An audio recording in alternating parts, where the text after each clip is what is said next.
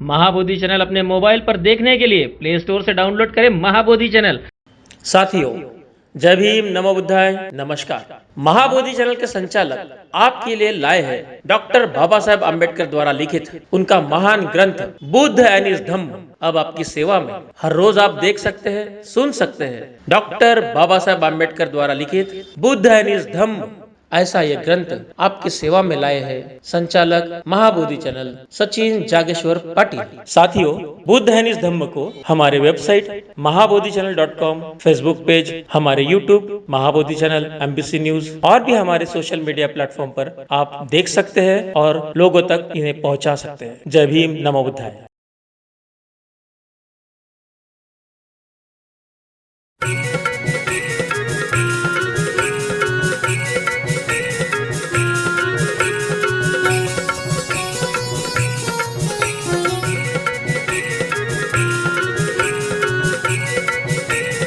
सभी बौद्ध बांधवों से एक अपील है।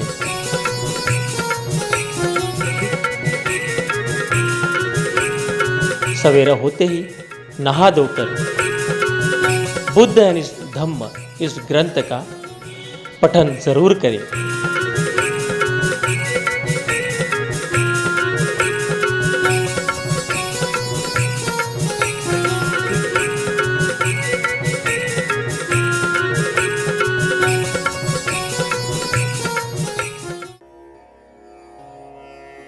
बुद्ध और उनका धम्म। इस ग्रंथ में बाबा साहब लिखते हैं कि दूसरे जन्म में वह विमला भूमि को प्राप्त होता है।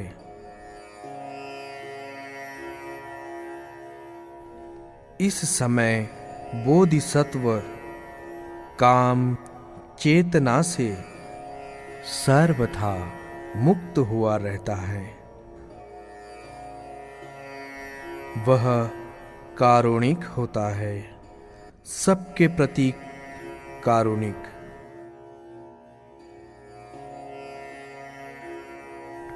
न वह किसी के अवगुण को बढ़ावा देता है और न किसी के गुण को घटाता है।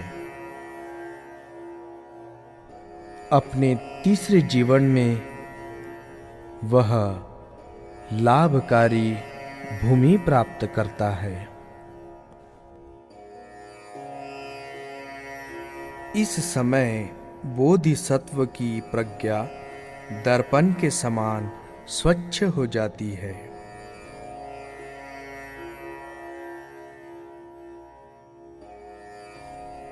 वह अनात्म और अनित्यता के सिद्धांत को पूरी तरह से समझ लेता है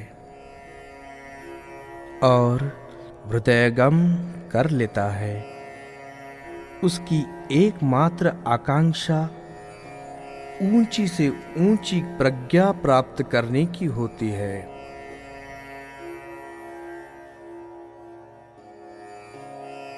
और इसके लिए वह बड़े से बड़े त्याग करने के लिए तैयार रहता है।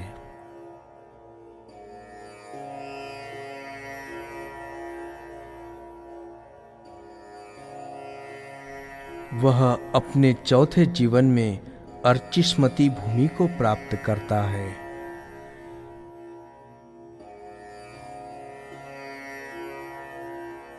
इस जन्म में बोधिसत्व अपना सारा ध्यान अष्टांगिक मार्ग पर केंद्रित करता है।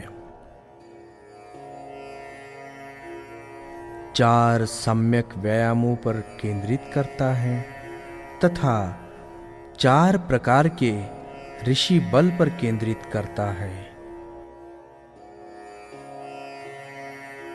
और 5 प्रकार के शील पर केंद्रित करता है।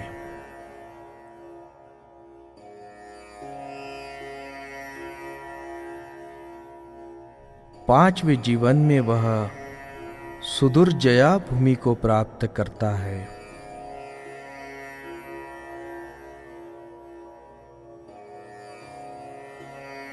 वह सापेक्ष तथा निरपेक्ष के बीच के संबंध को अच्छी तरह हृदयंगम कर लेता है।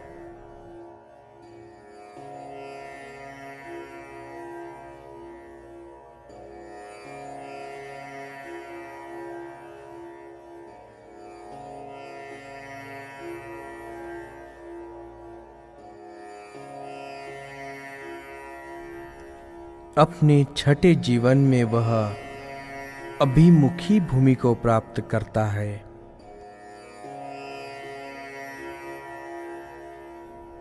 अब इस अवस्था में चीजों के विकास, उनके कारण,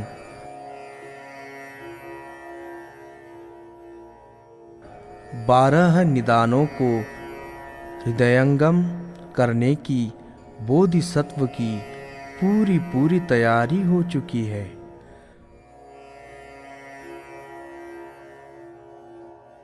और यह अभिमुखी नामक विद्या उसके मन में अभी अविद्याग्रस्त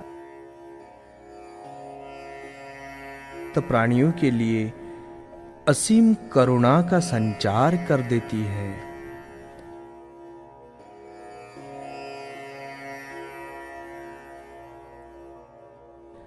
अपने सातवें जीवन में बोधिसत्व दुरंगमा भूमि को प्राप्त करता है।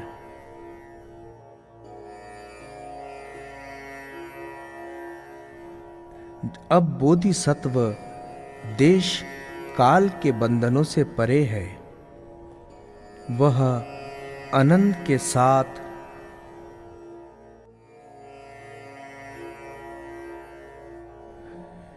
किंतु अभी भी वह सभी प्राणियों के प्रति करुणा भाव रखने के कारण देहधारी है।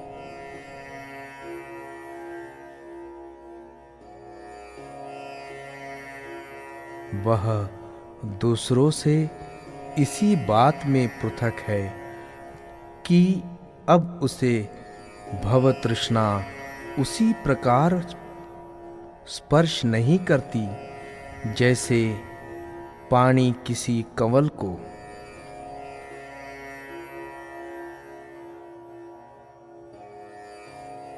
वह तृष्णा मुक्त होता है।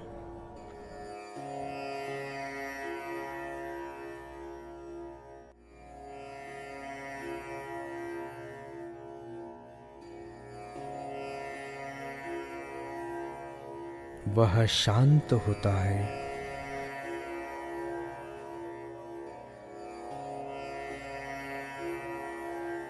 वह बुद्धिमान होता है तथा वह प्रज्ञावान होता है।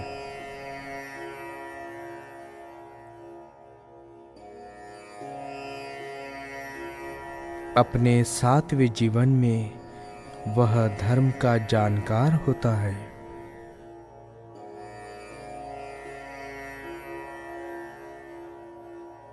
लेकिन लोगों के सामने वह उसे इस ढंग से रखता है कि उनकी समझ में आ जाए। वह जानता है कि उसे कुशल तथा क्षमाशील होना चाहिए।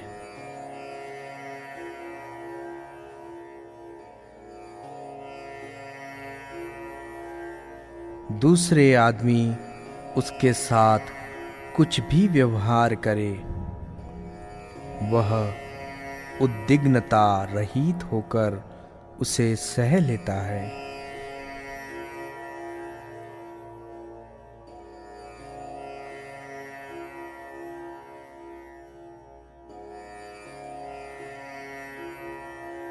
क्योंकि वह जानता है कि अज्ञान के कारण ही वह उसकी मंशा को ठीक ठीक नहीं समझ पा रहे। इसके साथ साथ वह दूसरों का भला करने के अपने प्रयास में तनिक भी शिथिलता नहीं आने देता।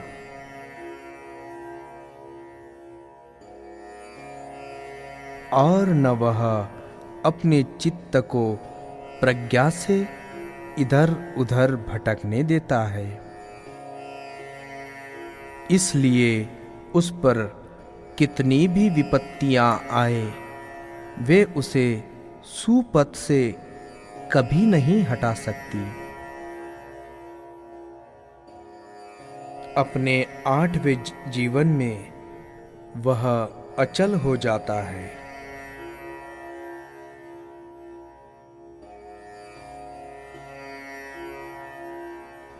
अचल अवस्था में बोधिसत्व कोई प्रयास नहीं करता, वह कृतकृत्य हो जाता है। जो कुछ भी वह करता है उसमें सफल होता है।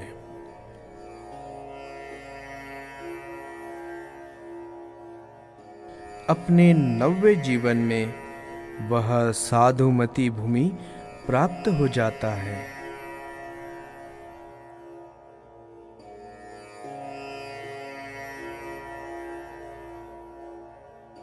जिसने तमाम धर्मों को या पद्धतियों को जीत लिया है अथवा उनके भीतर प्रवेश पा लिया है,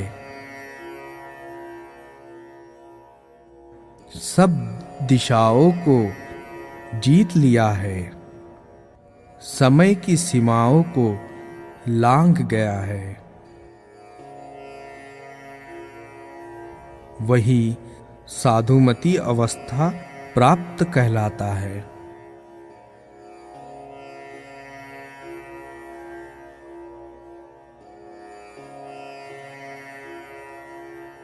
अपने 10वें जीवन में बोधिसत्व धर्म मेधा बन जाता है।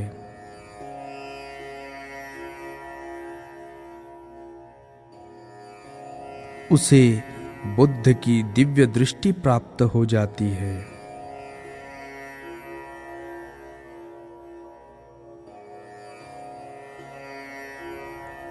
बुद्ध होने की अवस्था के लिए इन 10 बलों को बोधिसत्व प्राप्त करता है।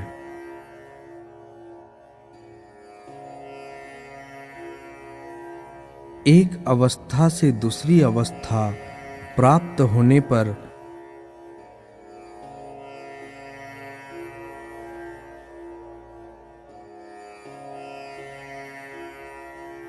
बोधिसत्व को न केवल इन 10 भूमियों को प्राप्त करना होता है,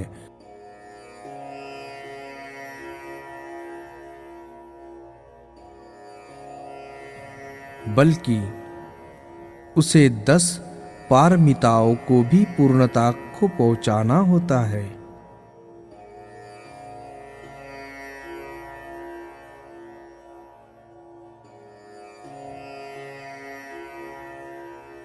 एक जन्म में एक पारमिता की पूर्ति करनी होती है।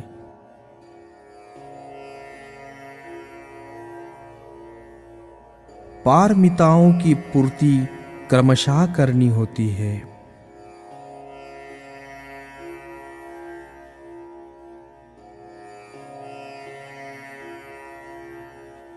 एक जीवन में एक पारमिता की पूर्ति करनी होती है।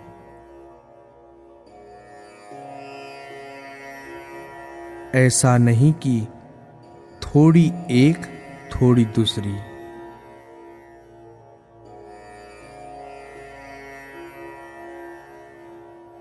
जब दोनों तरह से वह समर्थ सिद्ध होता है, तभी एक बोधिसत्व बुद्ध बनता है। बोधिसत्व के जीवन की पराकाष्ठा ही बुद्ध बनना है।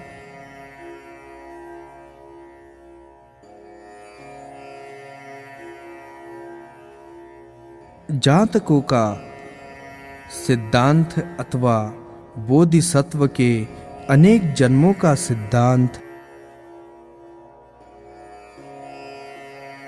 ब्राह्मणों के अवतारवाद के सिद्धांत से सर्वथा प्रतिकूल है।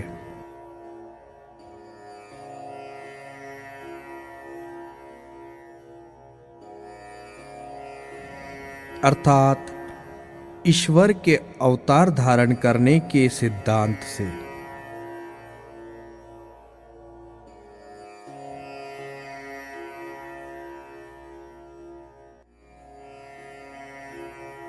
जातक कथाओं का आधार है कि बुद्ध के व्यक्तित्व में गुणों की पराकाष्ठा का समावेश हुआ है।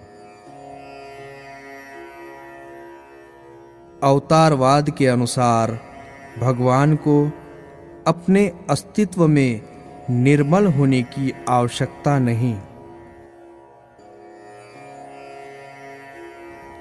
ब्राह्मणी अवतारवाद का ब्राह्मणी सिद्धांत यही कहता है कि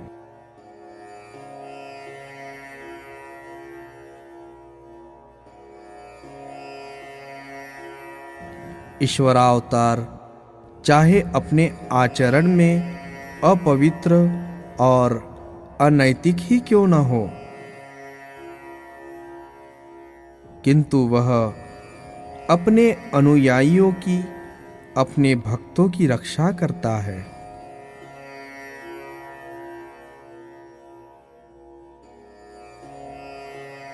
बुद्ध बनने से पूर्व बोधिसत्व के लिए 10 जन्मों तक श्रेष्ठतम जीवन की शर्त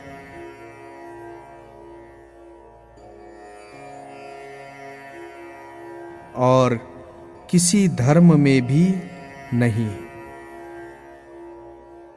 यह अनुपम है।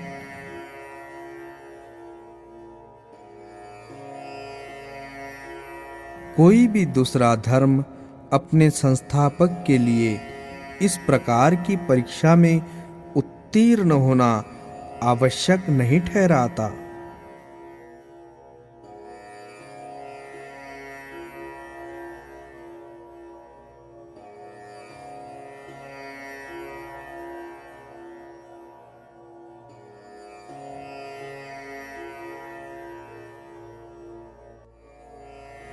पांचवा भाग।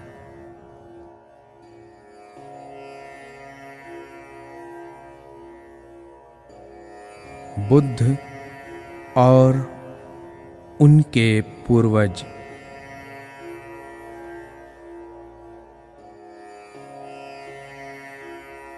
एक, बुद्ध और वैदिक ऋषि।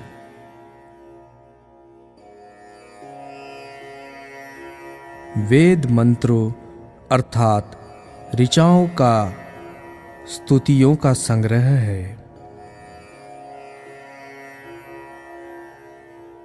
इन ऋचाओं का उच्चारण करने वालों को ऋषि कहते हैं।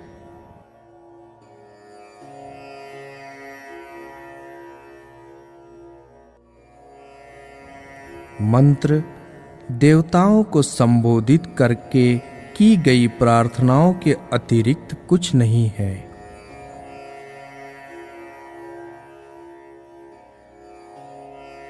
जैसे इंद्र, वरुण, अग्नि, सोम, ईशान, प्रजापति, ब्रह्म, महर्षि, यम तथा अन्य। प्रार्थनाएं प्रायः शत्रुओं से रक्षा व शत्रुओं के विरुद्ध सहायता प्राप्त करने के लिए है। धन प्राप्ति के लिए है। भक्तों से भोजन, मांस और सुरा की भेंट स्वीकार करने के लिए है। वेदों में दर्शन की मात्रा कुछ विशेष नहीं।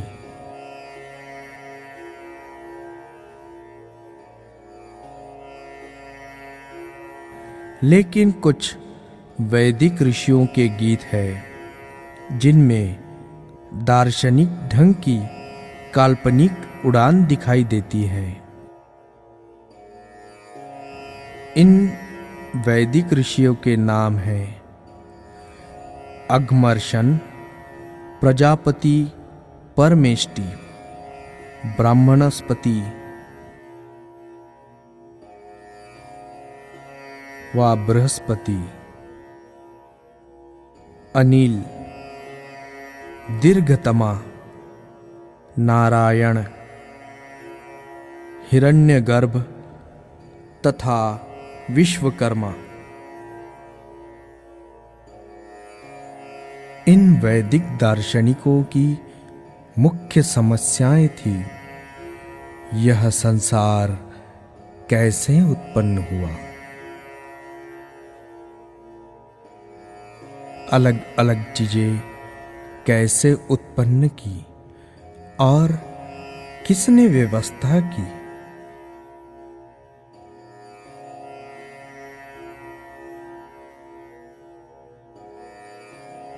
यह संसार किस में से उत्पन्न हुआ और फिर किस में विलीन हो जाएगा।